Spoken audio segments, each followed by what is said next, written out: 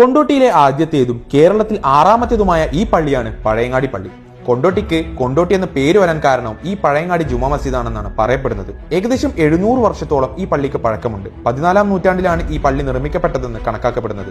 ആദ്യകാലങ്ങളിൽ കൊണ്ടോട്ടിയിൽ പള്ളി ഇല്ലാത്തതിനാൽ ജുമാ നിസ്കാരത്തിന് വേണ്ടി ആളുകൾ 18 കിലോമീറ്റർ അകലെയുള്ള തിരൂരങ്ങാടി പള്ളിയിലേക്കായിരുന്നു പോയിരുന്നത്. കാലാവസ്ഥ മോശമായ കാരണങ്ങൾ കൊണ്ടും മറ്റു പല സാഹചര്യങ്ങളിലും ജുമയ്ക്ക് സമയത്തെത്താൻ പറ്റാതെ കൊണ്ടോട്ടിക്കാർക്ക് ജുമ നഷ്ടപ്പെട്ടു.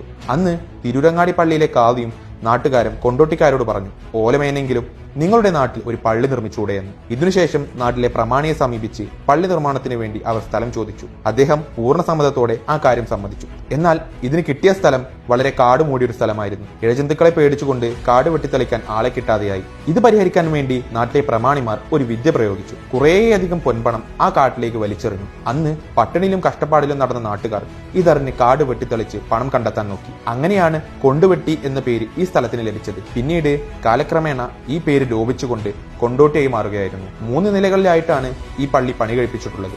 അതും 3-ാം നില മുഴുവനായും മരം കൊണ്ടാണ് നിർമ്മിച്ചിട്ടുള്ളത്. ഇടയ്ക്കിടെ കിളിവാതിലുകളും കാണാം. 2-ാം നിലയിൽ ചുമരുകൾ ഒഴിച്ച് ബാക്കിയെല്ലാം മരം കൊണ്ടാണ് നിർമ്മിച്ചിട്ടുള്ളത്. പണ്ടത്തെ കാലത്തെ പെരുമ ഇന്നും നിലനിർത്തിക്കൊണ്ടാണ് ഈ പള്ളി ഇവിടെ നിലനിൽക്കുന്നത്. 3-ാം നിലയിലെ കിളിവാതിൽ തുറന്നാൽ നമുക്ക് ഇവിടെ നിന്നും കൊണ്ടോട്ടിയുടെ ഒരു നല്ല കാഴ്ച കാണാം. അപ്പോൾ കൂടുതൽ